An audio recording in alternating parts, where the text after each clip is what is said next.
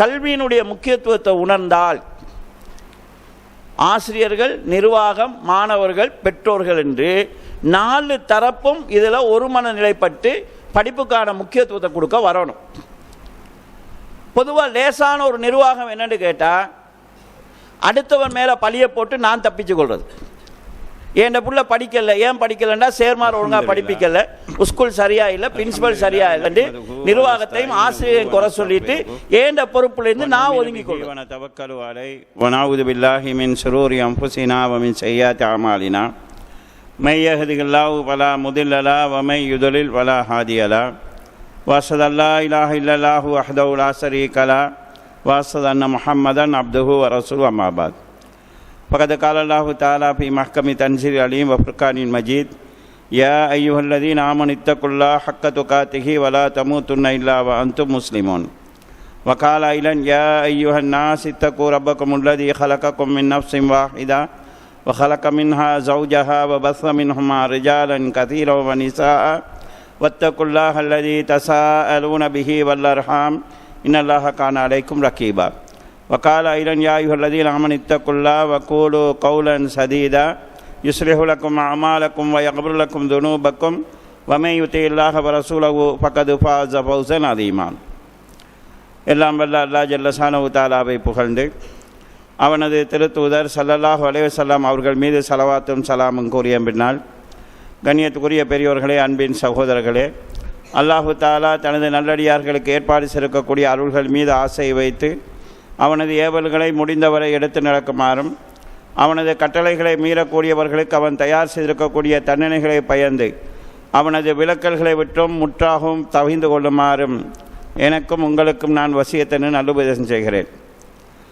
அன்பின் சகோதரர்களே, இன்றைய இந்த ஹுத்பா உரையில் கல்விக்கு ஒளியூட்டுவோம் என்கிற தலைப்பில் மார்க்க அடிப்படையில் கல்வியினுடைய முக்கியத்துவத்தையும் அது தொடர்பில் நாம் செய்ய வேண்டிய எங்களது பொறுப்புகளையும் சுருக்கமாக சொல்லலாம் நினைக்கிறேன். அன்புள்ள சகோதரர்களே, அல்லாஹு தஆலா மனிதனை படைத்ததற்கு பிறகு, ஆதம் அலைஹிஸ்ஸலாம் அவர்களை படைத்ததற்கு பிறகு செய்த முதல் வேதையாக குர்ஆன் சொல்லக்கூடிய அம்சம் என்ன என்று நாம் பார்த்தோம் என்றால், வ அல்லம ஆதமல் அஸ்மாஅ குல்லஹா, அல்லாஹு தஆலா ஆதம் அலைஹிஸ்ஸலாம் அவர்களுக்கு எல்லா பொருட்களின் பெயர்களையும் கற்றுக் கொடுத்தான் என்று குர்ஆன் சொல்கிறது. அப்போ ஆதம் அலைஹிஸ்ஸலாத்தை படைத்ததற்கு பிறகு அல்லாஹு தஆலா செய்த ஒரு வேலை அல்லம, கற்பித்தான் என்று எங்களுக்கு குர்ஆன் சொல்கிறது. எதை கற்பித்தான்? எல்லா பொருட்களின் பெயர்களையும் அல்லாஹ் கற்பித்தான். அதற்கு பிறகு அல்லாஹு தஆலா அந்த பொருட்களை மலக்குகளிடத்திலே காட்டி இந்த பொருட்களுடைய பெயர்களை சொல்லுங்கள் என்று அவர்களிடத்திலே அல்லாஹ் சொல்கிறான். அப்போது மலக்குகள் சொன்ன பதில், லா இல்மலனா இல்லாமா அல்லம்தனா, யா அல்லாஹ், எங்களுக்கு நீ எதை கற்பித்தாயோ அதை தவிர வேறு எந்த அறிவும் எங்களுக்கு கிடையாது, இந்த பொருட்களுடைய பெயர் எங்களுக்கு தெரியாது என்று சொல்கிறார்கள். அதன் பிறகு அல்லாஹு தஆலா ஆதம் அலைஹிஸ்ஸலாத்திடத்தில் மலக்குகளுக்கு இந்த பெயரை சொல்லுமாறு அல்லாஹு தஆலா சொல்கிறான். ஆதம் அலைஹிஸ்ஸலாம் அவர்கள் சொல்கிறார்கள். அதற்கு பிறகுதான் அல்லாஹு தஆலா ஆதம் அலைஹிஸ்ஸலாத்துக்கு சஜிதா செய்யுமாறு மலக்குகளுக்கு சொல்கிறான். ஆக கண்ணியத்துக்குரிய சகோதரர்களே, மனிதனை படைத்ததற்கு பிறகு அல்லாஹ் செய்த முதலாவது வேலை அவனுக்கு கற்பித்தது. இந்த இஸ்லாமிய மார்க்கத்தினுடைய தூதுத்துவம், நபித்துவம், ரசூல் ஸல்லல்லாஹு அலைஹி வஸல்லம் அவர்களுக்கு இறங்கிய முதலாவது வஹி, இக்ரா பிஸ்மி ரப்பிக்கல்லதீ ஹலக், உன்னை படைத்த உன் இறைவன் பெயரால் ஓதுவீராக என்கிறது தான் முதலாவது வசனம். 5 வசனங்கள் அல்லாஹ்விடத்திலிருந்து ரசூல் ஸல்லல்லாஹு அலைஹி வஸல்லம் அருளப்பட்டது. அந்த 5 வசனத்திலும் இக்ரா என்கிற வார்த்தை 2 தரம் வருகிறது. இக்ரா பிஸ்மி ரப்பிக்கல்லதீ ஹலக், உன்னை படைத்த உன் இறைவன் பெயரால் ஓது. இக்ரா என்றால் ஓதுறது, வாசித்தல் என்கிற கருத்தை சொல்லும். இக்ரா வ ரப்புக்கல் அக்ரம், நீங்கள் ஓதுங்க, உங்கள் இறைவன் சங்கையானவன் என்று வாசித்தல் என்பது 2 தரம் அல்லாஹ்வினால் சொல்லப்படுகிறது. அல்லமல் இன்சான மாலம் யாலம், மனிதன் அறியாதவற்றையெல்லாம் அல்லாஹ் கற்பித்தான் என்றும், அல்லம பில் கலம், பேனை மூலம் அல்லாஹ் கற்பித்தான் என்றும், கற்பித்தல் என்பது 2 தரம் சொல்லப்படுகிறது. பேனையை பற்றி அல்லாஹ் அந்த வசனத்தில் சொல்கிறான். இப்போது பேனை, கலம் என்கிற வார்த்தைக்கு பேனை அல்லது எழுதும் கருவி என்பது அர்த்தம். இன்றைக்கு எழுதும் கருவி எல்லாரிடத்திலும் இருக்குது. ஒன்று பேனையாக இருக்கலாம், அல்லது எங்களோட கையில் இருக்கக்கூடிய ஃபோன் மூலமாக நாங்கள் டைப் பண்ணி எங்களுக்கு தேவையானதை எடுக்கிறோம். ஒவ்வொன்றும் எழுதும் கருவியாக மாறும். ரசூலுல்லாஹ்க்கு இந்த வசனங்கள் இறங்குற நேரம் பேனையாக எதை பயன்படுத்தினாங்கன்னா சிறகுகளை பயன்படுத்தினாங்க, பறவைகளின் சிறகுகளை. மைய தொட்டு எழுதுகிற மாதிரி உள்ள ஒரு வேலை. பேனை என்கிறது எல்லோரிடத்திலும் உள்ள ஒரு பொருளாக இருக்கவில்லை. அந்த நேரமே அல்லாஹு தாலா பேனை மூலம் கற்பித்தான் என்ற அந்த வார்த்தைகளை சொல்கிறார். ஆக வாசிப்பு, கற்பித்தல், எழுதுதல், இந்த 3ஐயும் அல்லாஹு தாலா இந்த குர்ஆனுடைய முதல் வசனங்களாக ஆக்கியிருக்கிறார். இந்த செய்தி எங்களுக்கு எதை சொல்கிறது என்றால், ஒரு சமுதாயம் சீர்திருந்த வேண்டும் என்றால், சமூகம் மாற வேண்டும் என்றால் கல்வி அதுக்கு பேசிக்காக இருக்கணும்.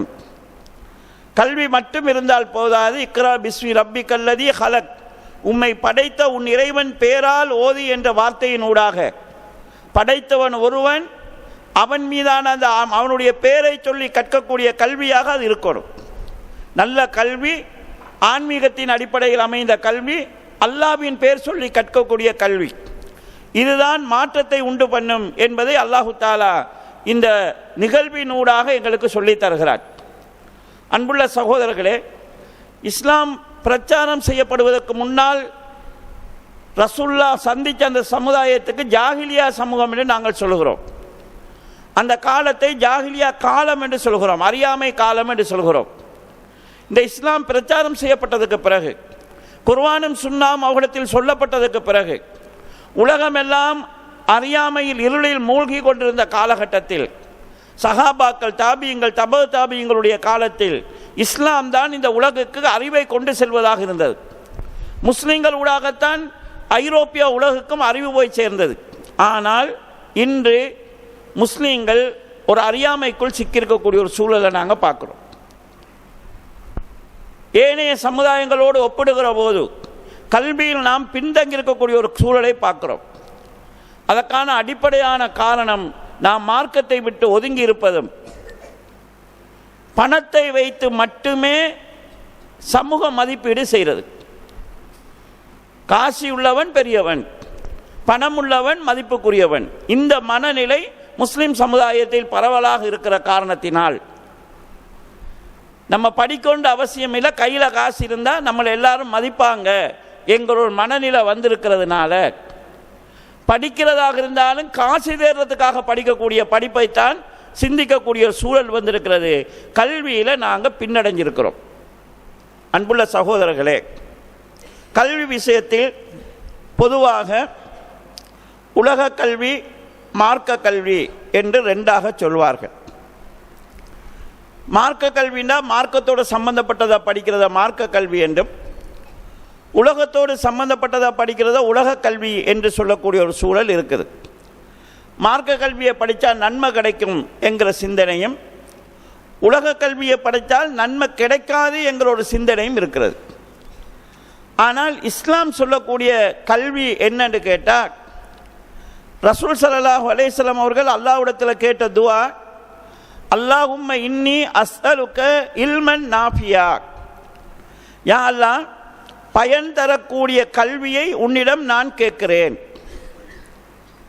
எதை படித்தால் ஒரு மனிதனுக்கு இம்மைக்கோ மறுமைக்கோ பயனுள்ளதாக இருக்குமோ அதெல்லாம் நாங்கள் அல்லாஹ்ட்ட கேட்டு படிக்கக்கூடிய ஒரு படிப்பாக இஸ்லாம் சொல்லுது.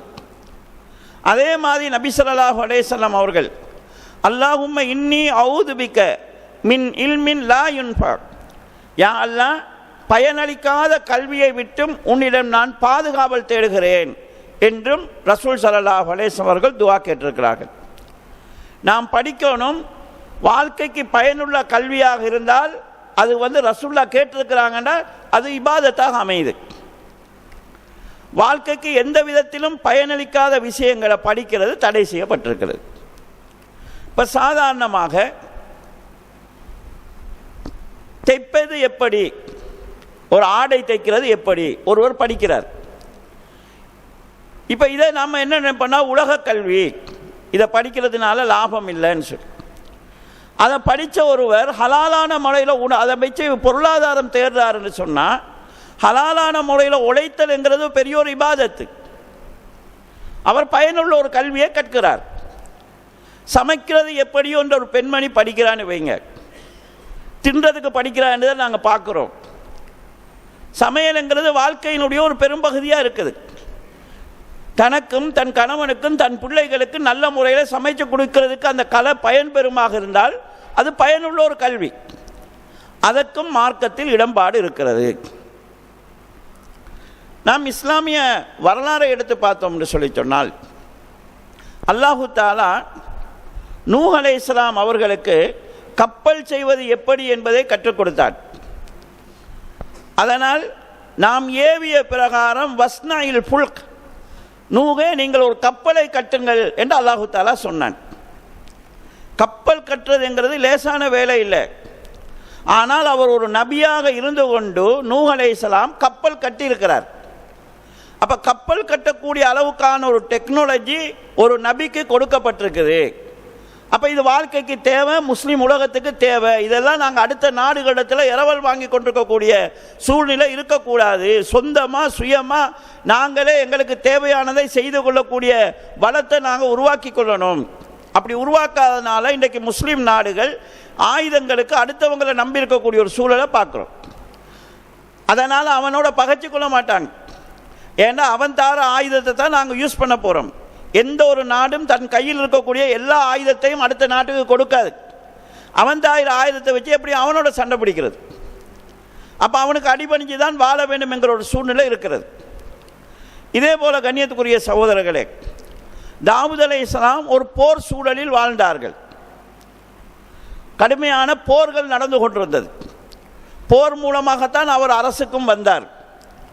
அல்லாஹ் தாலா அந்த சூழலில் வாழ்ந்த தாவூத் அலைஹிஸ்ஸலாம் அவர்களுக்கு வஅல்லம்னா லஹு ஸன்அத லுபூஸின் லக்கும், யுத்த காலத்திலே வாள்வெட்டுக்களிலிருந்து அம்பு வீச்சுக்களிலிருந்து பாதுகாத்துக் கொள்வதற்கான போர் கவசம் செய்வது எப்படி என்பதை அவருக்கு நாங்கள் கற்றுக் கொடுத்தோம் என்று அல்லாஹு தாலா சொல்கிறார்.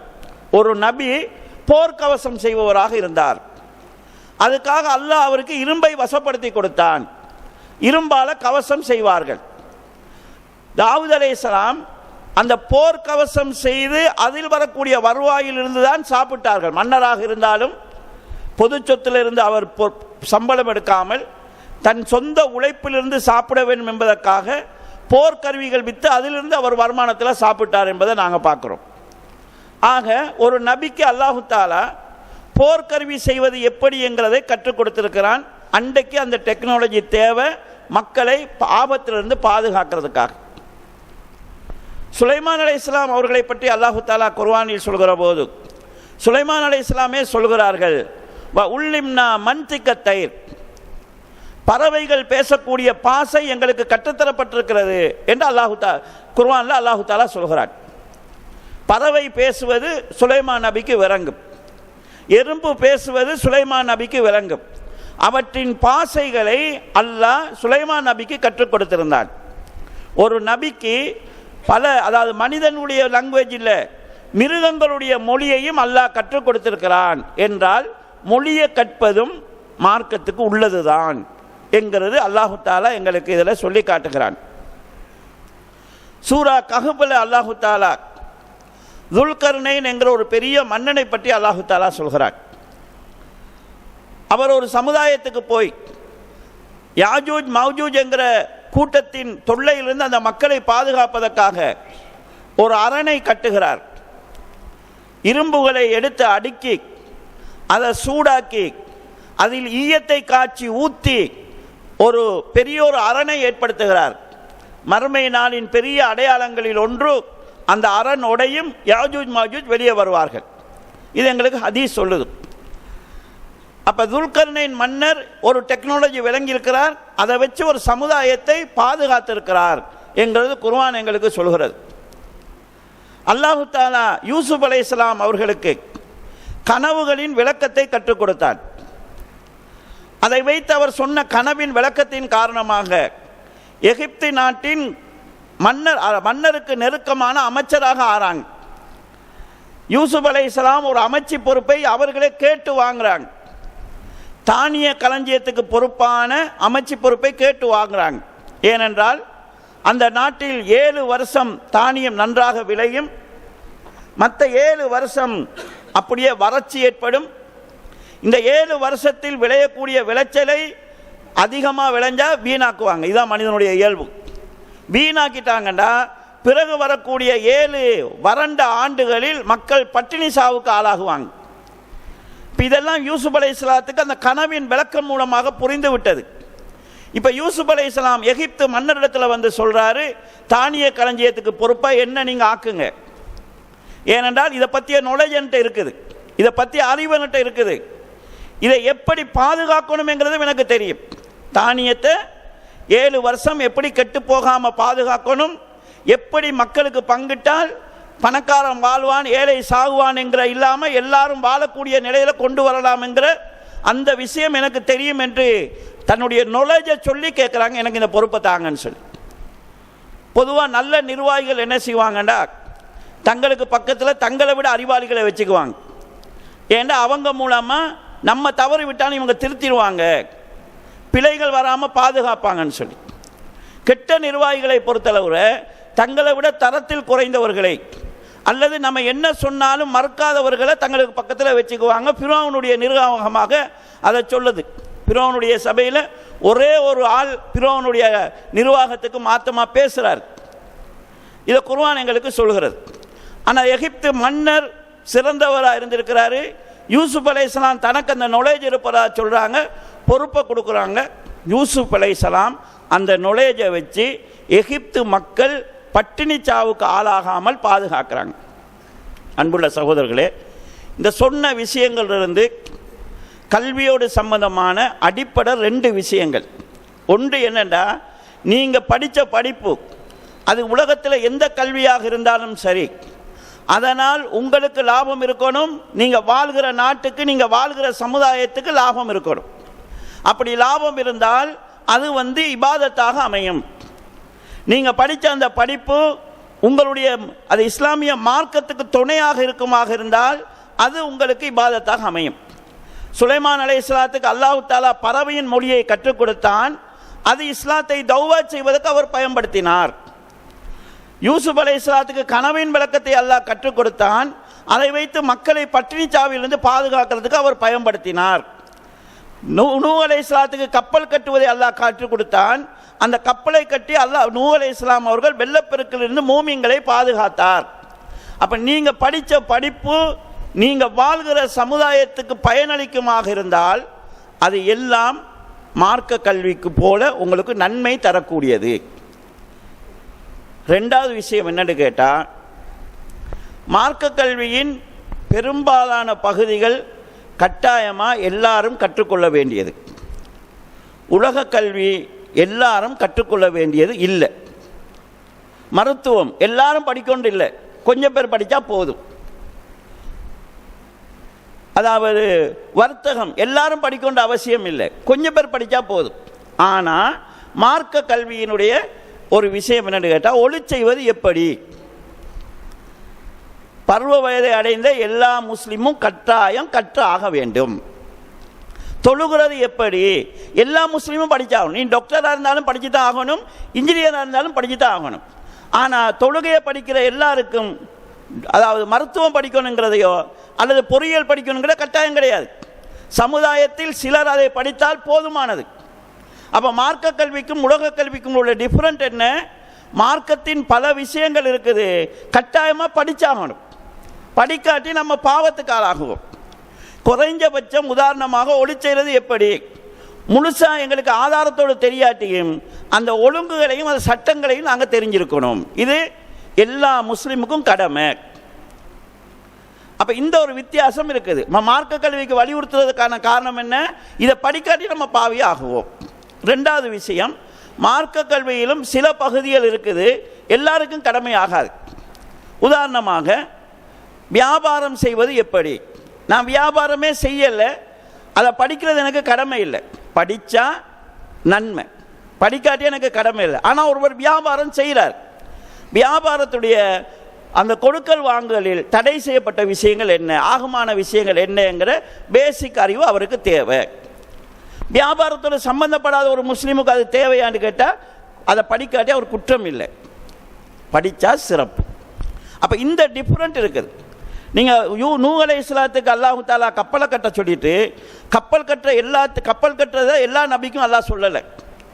சுலைமான் அலைஹிஸ்ஸலாத்துக்கு எறும்பின் பாசையும் பறவையின் பாசையும் கற்றுக் கொடுத்த அல்லாஹ் எல்லா நபிக்கும் அதை கற்றுக் கொடுக்கல. அவருக்கு தேவை, அல்லாஹ் கற்றுக் கொடுத்தார்.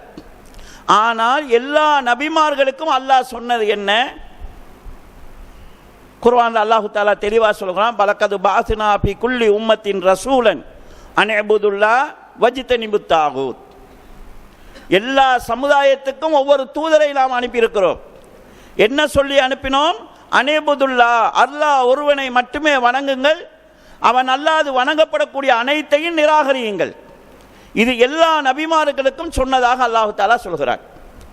வலக்கது ஊகிய இலைக்க வயலல்லதீன மின் கப்லிக், நபியே உங்களுக்கு முன்பிருந்த நபிமார்களுக்கும் நாம் சொன்னது என்னவென்றால், லயின் அஸ்ரக்த ல யஹ்பதன் அமலுக், நீங்கள் தான் அல்லாஹ்வுக்கு இணை வைத்தாலும் உங்களுடைய எல்லா நன்மைகளும் அழிந்துவிடும், மறுமை நாளில் நீங்கள் நஷ்டவாளி ஆகுவீங்க. இது ஆதம் அலைஹிஸ்ஸலாத்திலிருந்து ரசூல்லா வரைக்கும் எல்லா நபிக்கும் அல்லாஹ் இதை சொன்னான். அப்போ கண்ணியத்துக்குரிய சகோதரர்களே, மார்க்கத்தினுடைய இந்த பகுதிகள் எல்லாரும் கற்றுக்கொள்ள வேண்டிய பகுதிகள். உலக கல்வியில் எல்லாரும் எல்லாத்தையும் கற்றுக்கொள்கிறதல்ல, சிலர் கற்றுக்கொண்டால் சமுதாயத்துக்கு போதுமானது. இந்த டிஃப்ரெண்ட் தான் இருக்குது. இது அல்லாமல் மார்க்கத்துடைய விஷயத்தை படித்தா நன்மை, நீங்கள் மருத்துவம் படித்தா நன்மை இல்லைங்கிறதல்ல. மருத்துவத்தை படிச்சுட்டு நீங்கள் செய்கிற வேலையினால் அதை நீங்கள் இபாதத்தாக ஆக்கிக்கொள்ளலாம். பொறியியலை படிச்சுட்டு நீங்கள் அதன் மூலமாக அதை இபாதத்தாக மாற்றிக்கொள்ளலாம். அப்போ ரெண்டு கல்வியும் எங்களுக்கு தேவை, அவசியமானது என்கிற ஒரு அடிப்படையை நாம் புரிந்து கொள்ள வேண்டியிருக்கிறது.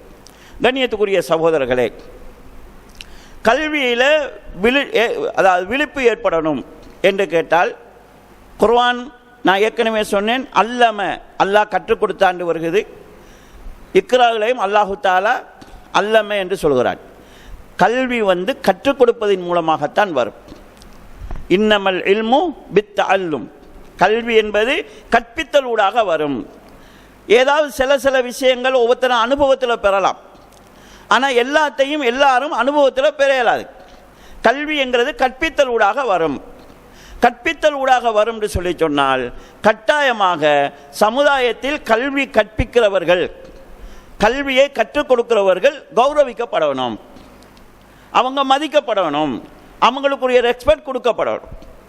அப்படி இல்லைன்னு சொல்லி சொன்னால் அந்த கற்பித்தல் என்கிறதுல பலகீனம் ஏற்படும். பொதுவாக இஸ்லாத்தில் ஏற்றத்தாழ்வு எங்கேயுமே அல்லாஹ் சொல்றதில்லை. எல்லா இடத்திலையும் சமத்துவம் சொல்லப்படும். ஆனால் ஒரு இடத்துல அல்லாஹ் தாலா உயர்வு தாழ்வு சொல்கிறார். குல்கள் எஸ்தவில்லதீன யாலமூன வல்லதீன லா யாலமூன். நபியே, இந்த மக்களிடத்தில் கேளுங்கள், கற்றவனும் கல்லாதவனும் சமமாவானா? பார்வை உள்ளவனும் பார்வையற்றவனும் சமமாவானா? அப்ப அல்லாஹு தாலா எல்லாத்திலையும் சமம் என்று சொல்லி கொண்டு வந்த அல்லாஹு தாலா உயர்வு தாழ்வு சொல்கிற ஒரு இடமாக படித்தவனுக்கும் படிக்காதவனுக்கு இடையில ஒரு வித்தியாசத்தை அல்லாஹ் குர்ஆன்ல சொல்கிறார். அந்த வித்தியாசத்தை பார்த்தா கண்ணுள்ளவனுக்கும் கண்ணில்லாதவனுக்குரிய வித்தியாசம் சொல்லப்படுகிறது. அப்போ படித்தவர்களுக்கும் படித்து கொடுக்கிறவர்களுக்கும் ஒரு மரியாதை ஒன்று எங்களுக்கு மார்க்கம் சொல்லியிருக்குது, ஒரு அந்தஸ்து ஒன்று மார்க்கம் சொல்லியிருக்குது. அந்த அந்தஸ்து சிதையாமல் இருந்தால்தான் கற்பித்தல்ங்கிறது சரியாக இருக்கும். அந்த அந்தஸ்து சிதையாமல் இருந்தால்தான் படித்தா ஒரு மரியாதை இருக்குது, படித்தா ஒரு கௌரவம் இருக்குது என்கிற மனநிலை மக்களிடத்தில் வரும். மனுஷன் இயல்பு என்னன்னு கேட்டால், எதை செஞ்சால் மரியாதை அந்தஸ்து கிடைக்குமோ அதை தேடுவாங்க. இப்போ நேற்று முதலாத்து இந்த நாட்டில் ஒரு கைது நடவடிக்கை, கைது செய்யப்பட்ட பெண் கௌரவம் அதை அந்த சோசியல் மீடியாவில் வந்ததை பார்த்தா அது ஒரு ஹீரோ மாதிரி நடக்குது. இதை பார்த்து அதாவது ஒரு பல்கலைக்கழக ஒரு விரிவியலாளர் சொல்கிறார், இதை இப்படி பார்த்தா பார்க்குற இளைஞர்களுக்கு இப்படி நாங்களும் இப்படி பப்ளிசிட்டி பெறலாம், நாங்களும் இப்படி ஃபேமஸ் ஆகலாம், இதன் மூலமாக எப்படி இந்த பெண் பிரபலம் அடைஞ்சாவோ அதே மாதிரி நாங்களும் அடையலாம் என்கிற எண்ணத்தை உண்டாக்கும். இந்த நாட்டில் நாசாவில் வேலை செய்கிறவர் நாட்டுக்கு வந்து யாருக்குமே தெரியாமல் வந்துட்டு போய்க்கிறாரு. ஒரு குற்றவாளியை இப்படி கொண்டு வந்தீங்கன்னு சொல்லி சொன்னால் அதுக்கு இந்த மீடியாக்கள் இவ்வளோ ஒரு செல்வாக்கு கொடுத்தா பார்க்குறவனுக்கு குற்றம் செஞ்சு நானே ஒரே நாளையில் ஸ்ரீலங்கா ஃபுல்லாக ஃபேமஸ் ஆகலாம்ங்கிற எண்ணத்தை உண்டாக்குங்கிற ஒரு தகவலை சொன்னாங்க. இது எதுக்கு சொல்கிறேன்னு சொல்லி சொன்னால் மனிதனுடைய மனநிலை அதுதான். அப்போ கற்றவர்கள் கௌரவமானவர் என்கிற அந்த அந்த சமூக மரபு பேணப்பட்டால் படிப்பின் மீது ஆர்வம் வரும். கற்றவர்கள் அகௌரவப்படுத்தப்பட்டால், புறக்கணிக்கப்பட்டால், ஓரங்கட்டப்பட்டால், அவங்க ஒதுக்கப்பட்டால், அவர்களுக்குரிய மரியாதை சமுதாயத்தில் சரியாக கொடுக்கப்படாமல் விட்டால், வீணான விமர்சனங்களுக்கு அவங்க ஆளானால், பொருளாதாரத்தில் அவர்கள் மந்தமான ஒரு நிலையில் இருந்தால் படித்தா இவரை போல தான் நாங்களும் இருக்க வேண்டி வரும், இவரை போல தான் எப்பயுமே நடந்து தான் திரிய வேண்டி வரும், இவரை போல கடனுக்கு தான் சாமான் வாங்கிட்டு இருக்க வேண்டி வரும். இந்த மைண்ட் செட் உருவாகி படிப்பின் பக்கம் மக்களுக்கு நாட்டத்தை உண்டாக்காது. அப்போ பொதுவாக கற்பிக்கிற, அதாவது ஒரு சமுதாயம் கல்வியில் முன்னேறணும்னு சொன்னால் கற்பிக்கிறவர்கள் சிறப்பிக்கப்படணும். அன்புள்ள சகோதரர்களே, கற்பிக்கிறவர்கள் சிறப்பு அடையணும்னு சொன்னால் அவங்க என்ன செய்யணும்? கற்பித்தல் என்கிற பணியில் அவர்கள் திருப்தியாக ஈடுபட்டால், சரியாக செய்தால், தன்னுடைய கற்பித்தல் மூலமாக 4 பேரை உருவாக்கினால் அந்த மரியாதை அவர்களுக்கு வரும். அப்போ இந்த கற்பித்தல் என்கிற வேலையை செய்கிறவர்கள் அது ஒரு பணியாக ஏற்று இதன் மூலமாக ஒரு சமுதாயத்தினுடைய உயர்வுக்கு நாம் ஒரு ஏணியாக இருக்கிறோம், நம்ம இதுக்கு மேலே போக போகிறது கிடையாது, ஆனால் நம்மளை பயன்படுத்தி 4 பேர் மேலே போகட்டும் என்று அடுத்தவர்களை தூக்கி விடுற அந்த பணியை செஞ்சாங்கன்னு சொன்னால் அவர்களால் தூக்கி விடப்பட்டவர்கள் நிச்சயமாக அவங்கள மதிப்பாங்க. அவங்களால் யாராவது தட்டி விடப்பட்டா நிச்சயமாக அவங்க எதிர்ப்பார்கள். அப்போ இந்த கற்பித்தல் பணி சரியாக செய்கிறவர்கள் உள திருப்தியாக, உள ஈடுபாட்டோட, மன திருப்தியாக செய்தார்கள் என்றால் அந்த சமூகம் அந்தஸ்து அவங்களுக்கு வாரதுக்கான வழி இருக்குது. கற்பித்தல் பணியை செய்கிறவங்க மன திருப்தியாக செய்யணும்னு சொன்னால் அவங்களுக்கு 2 பிரச்சனை இருக்குது. அதில் அவங்க தங்களுடைய ரெஸ்பெக்டை சரியாக பயன்படுத்துகிறன்னு சொன்னால் அவங்களுக்கு முறையான சம்பளம் ஈக்கணும். அவங்களோட வாழ்க்கை செலவுக்கு ஏற்ற சம்பளம் இல்லைன்னு சொன்னால் அந்த டைம் போக மீதி டைமில் உழைக்கிறதுக்குரிய வேலையை அவங்க செய்வாங்க. அப்போ பாடசாலை டைம் போக மீதி ஒரு டைமை டியூஷன் டைமுக்கு கூட முக்கியத்துவம் கொடுக்க வேண்டிய நிர்பந்தம் அவங்களுக்கு வரும், அல்லது வேறு ஏதோ வேலை செய்ய வேண்டிய ஒரு சூழ்நிலை அவங்களுக்கு வரும். அதே மாதிரி அதாவது கற்பிக்கக்கூடிய அந்த இடத்தினுடைய நிர்வாகம், அந்த இடத்துல கற்கக்கூடிய பிள்ளைகளுடைய நடைமுறை, இது அவங்களுக்கு ஓரளவு முழு திருப்தி அடையக்கூடிய மாதிரி இல்லைன்னு சொன்னாலும் அவங்களோட மனசு ஆறுதல் அடையக்கூடிய விதத்தில் இருக்கணும். அப்படி இல்லைன்னு சொல்லி சொன்னால் இவங்களுக்கு படித்து கொடுத்து வேலை இல்லைன்னு பிள்ளைகள் மீது வெறுப்போடும், இவங்க நாங்களுக்கு எந்த விதமான சப்போர்ட் பண்ண மாட்டாங்க என்று நிர்வாகத்தின் மீதான வெறுப்போடும் திருப்தியாக கற்றுக் கொடுக்க மாட்டாங்க. அப்படின்னு சொல்லி சொன்னால் கட்டாயமாக நிர்வாக சைட் கணக்கில் எடுக்கப்படணும். இன்றைக்கு பொதுவாக அரசு எல்லா நாடுகளிலும் உள்ள பிரச்சனை என்னன்னு சொல்லி சொன்னால் மாணவ மைய கல்வி, மாணவர்கள் தான் பிரதானம், மாணவர்களுக்காக தான் கல்வி, பிரச்சனை இல்லை. ஆனால் மாணவர்களுடைய அதாவது மனநிலை, மாணவர்களுடைய நிலை மட்டுமே கவனத்தில் கொள்ளப்படுகிறது. அவங்கள ஏச இயலாது, பேச இயலாது, அடிக்க இயலாது. மாணவர்களுக்கான உரிமைகள் அதிகமானதினால மாணவர்கள் தங்களுடைய ஆசிரியர்களோ நிர்வாகிகளோ ஏதாவது தங்களுக்கு விருப்பம் இல்லாத செஞ்சால் எதிர்த்து நிற்கிற மனநிலைக்கு ஆளாகிறாங்க. சட்டமும் அவங்களுக்கு துணையாக இருக்குது, சட்டமும் அவங்களுக்கு சார்பாக மாதிரி இருக்குது.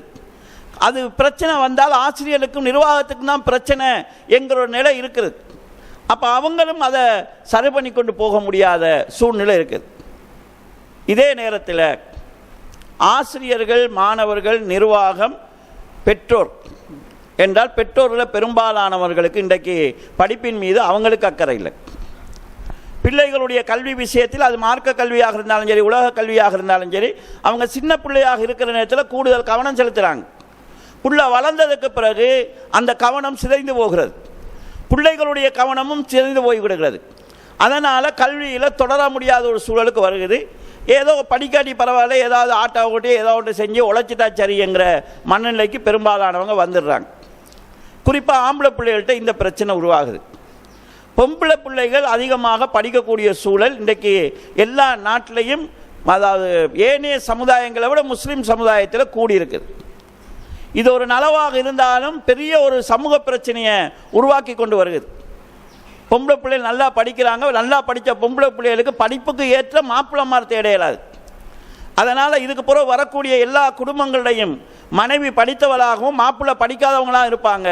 நிறைய குடும்ப பிரச்சனைகள், கௌரவ பிரச்சனை, தன்மான பிரச்சனை, இதெல்லாம் குடும்ப வாழ்க்கைகளை நிறைய சிக்கல்களை உருவாக்குறதாகவும் விவாகரத்துகளை உண்டாக்குறதாகவும் அமைகிறது.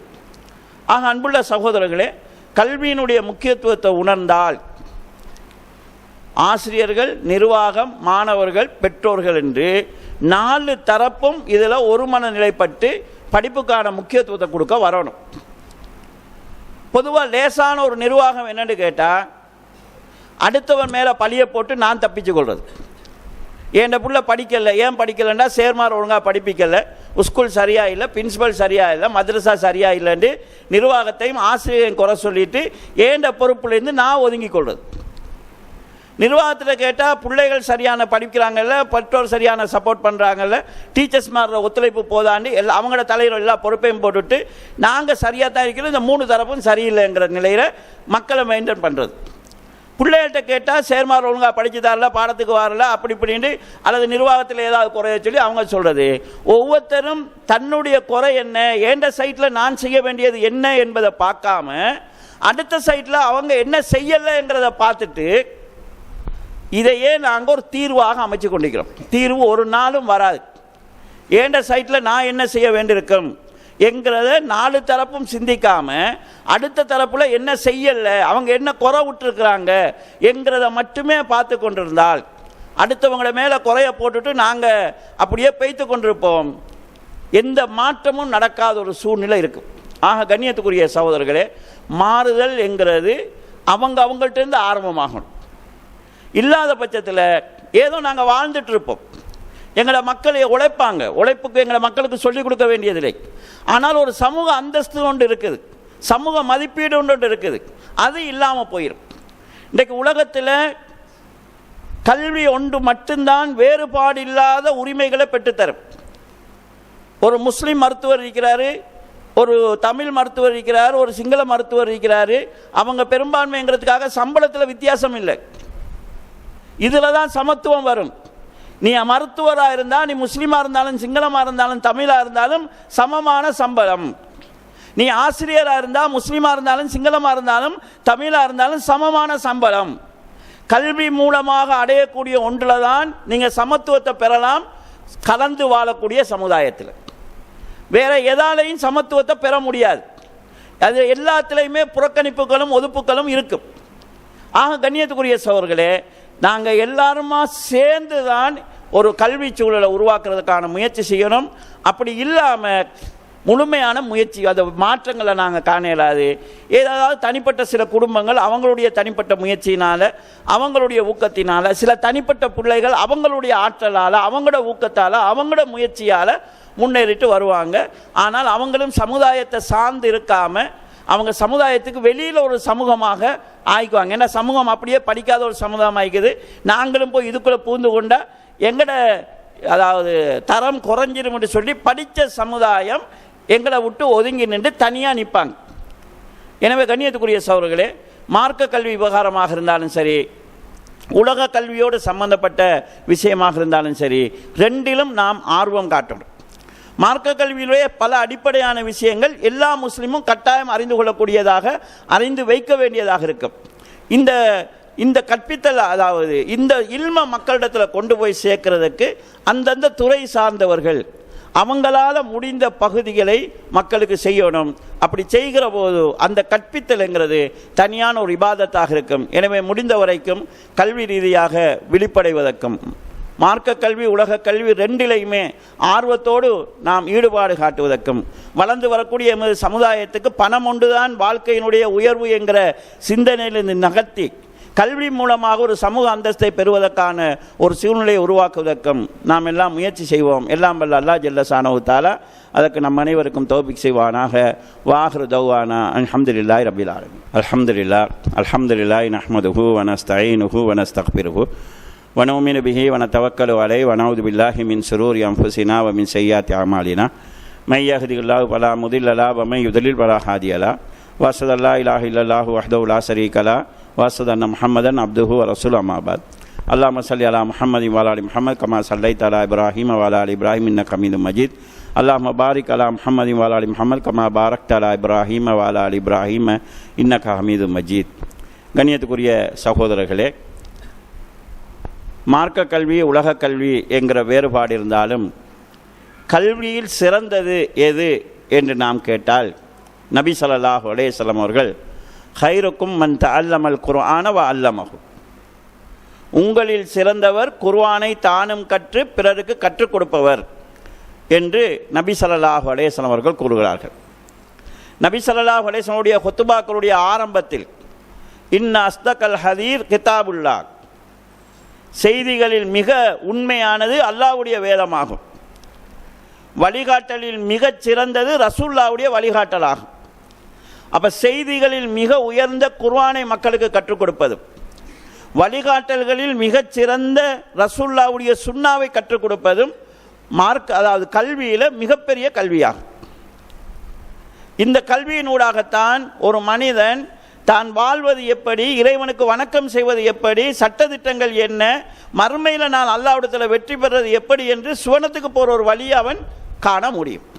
அது மாத்திரம் இல்லாமல் இந்த கல்வியின் ஊடாகத்தான் ஒரு மனிதன் தான் கற்ற உலக கல்வி என்று சொல்கிறோமே அதை எப்படி மார்க்கத்துக்கு தோதானதாக, மறுமைக்கு தோதானதாக, அல்லாஹ்வுடைய அன்பை பெற்று தருவதாக, சுவனத்தை பெற்று தருவதாக மாற்றிக்கொள்ள முடியும் என்பதையும் இந்த கல்வியின் ஊடாகத்தான் ஒரு மனிதன் அறிந்து கொள்ள முடியும். இந்த அடிப்படையில் குர்ஆனையும் சுன்னாவையும் மக்களுக்கு கற்றுக் கொடுப்பது தான் கல்வியில் சிறந்த கல்வி. இது எங்களுக்கு மார்க்கம் சொல்லி காட்டுகிறது. இதை கற்றுக் கொடுப்பதனால என்ன நலவு? நபி ஸல்லல்லாஹு அலைஹி வஸல்லம் அவர்கள் சொல்கிறார்கள், அல்லாஹுவும் வானவர்களும் பொந்துகளில் இருக்கக்கூடிய எறும்பும் கடலில் இருக்கக்கூடிய மீனும் முஅல்லிமின் நாஸி கைர், அதாவது மக்களுக்கு நல்லதை கற்றுக் கொடுக்கிறவர்களுக்காக துஆ செய்கின்றது என்று ரசூல் ஸல்லல்லாஹு அலைஹி வஸல்லம் சொல்கிறாங்க. எறும்பு என்கிறது தரையில் வாழக்கூடிய ஆக சின்ன பிராணி, மீன் என்கிறது கடலில் வாழக்கூடிய ஆக பிரமாண்டமான பிராணி.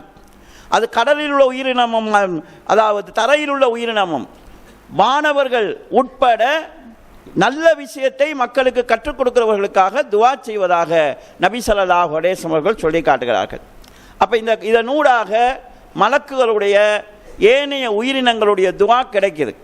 இதன் மூலமாக ரசூலுல்லாஹ் சொல்லக்கூடிய இன்னொரு செய்தி என்னென்னா, மீனும் துஆ செய்து எறும்பும் துஆ செய்துன்னு சொன்னால் நல்லதை மக்களுக்கு கற்றுக் கொடுக்கிறவர்களுக்கு துஆ செய்வது முஸ்லீம்களுடைய பண்புகளோட ஒன்றா இருக்கணும். அவங்களுக்காக பிரார்த்தனை செய்வதுங்கிறது முஸ்லீம்கள் செய்ய வேண்டிய பண்புகளில் ஒன்றாக இருக்க வேண்டும் என்கிற விஷயம் இந்த ஹதீஸினூடாக சொல்லி காட்டப்படுகிறது. ஆக கண்ணியத்துக்குரிய சகோதரர்களே, நல்ல விஷயத்தை மக்களுக்கு கற்றுக் கொடுப்பது, அதிலும் குர்ஆன் சுன்னாவை மக்களுக்கு கற்றுக் கொடுப்பது, இது போற்றுவதற்குரிய ஒரு பணியாக சொல்லப்பட்டிருக்கிறது. குறிப்பாக நபி ஸல்லல்லாஹு அலைஹி வஸல்லம் அவங்க அதை பள்ளியிலிருந்து படிக்கிறத மிக ஆர்வப்படுத்தி சொல்கிறார். ஒரு நாள் நபி ஸல்லல்லாஹு அலைஹி வஸல்லம் பள்ளிக்கு வராங்க, சஹாபாக்கள் வெளியிலிருந்து கதைச்சு கொண்டிருக்கிறாங்க.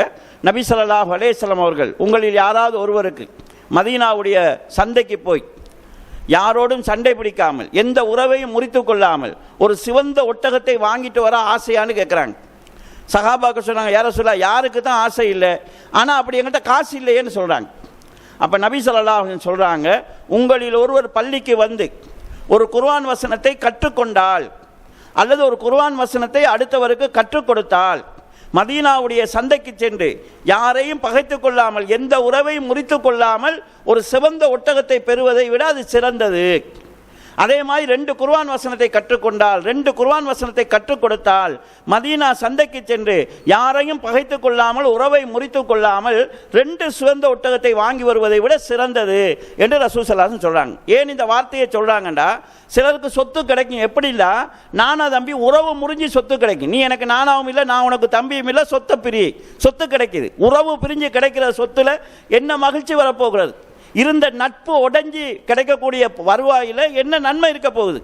அப்படி எந்த பாய்தாவும் இல்லாத சொத்து வரவு, அது பகைமையோடு வரக்கூடியது, பிரிவோடு வரக்கூடியது. அப்படி இல்லாமல் உங்களுக்கு ரெண்டு சிவந்து ஒட்டகை கிடைக்கிறதை விட சிறந்தது என்னன்னு கேட்டால் பள்ளியில் வந்து 2 வசனத்தை படிக்கிறது அல்லது படித்து கொடுக்கிறது என்று ரசூல் ஸல்லல்லாஹு அலைஹி வஸல்லம் சொல்கிறாங்க.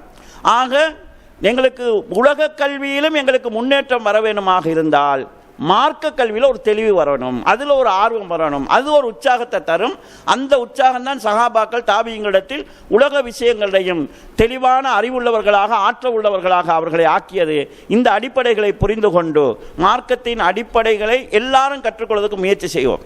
அது பயான்கள் ஊடாக சரி, கொத்துபாக்கள் ஊடாக சரி, கிளாஸுகள் ஊடாக சரி, வாசிப்பின் ஊடாக சரி, ஏதோ ஒரு முறையில் மார்க்கத்தின் அக்கீதாவுடைய அடிப்படையான விஷயங்கள், அன்றாட வாழ்க்கையில் எங்களுக்கு தேவையான சட்டதிட்டங்கள், எங்களுடைய தொழில் நாங்கள் செய்யக்கூடிய செயல்களோடு சம்பந்தப்பட்ட மார்க்க சட்டங்கள், இது எல்லாருமே அவரவருக்கு தேவையானதை கற்றுக்கொள்ள வேண்டும். உலக கல்வி விஷயத்தில் அவரவருக்கு ஈடுபாடு இருக்கக்கூடிய விஷயங்கள், அவரவருக்கு ஆற்றல் இருக்கக்கூடிய விஷயம், அவரவருடைய வசதிக்கேற்ற விஷயங்களில் கற்றதினூடாக 2 துறையிலே நாங்கள் முன்னேறுவதற்கு முயற்சி செய்வோம். எல்லாம் வல்ல அல்லாஹ் ஜல்ல ஷானஹு தஆலா அந்த ஒரு வாய்ப்பை இலங்கை வாழ் இந்த முஸ்லிம் சமுதாயத்துக்கு வழங்கி இந்த சமுதாயத்தினுடைய சமூக அந்தஸ்தை அதிகரித்து எங்களை மேலோங்க செய்வானாக. மார்க்க கல்வியில் தெளிவோடு வாழக்கூடிய ஒரு வாய்ப்பை நம் அனைவருக்கும் தந்தருவானாக. வாஹிரு தௌவானா அல்ஹம்துலில்லாஹி ரப்பில் ஆலமீன்.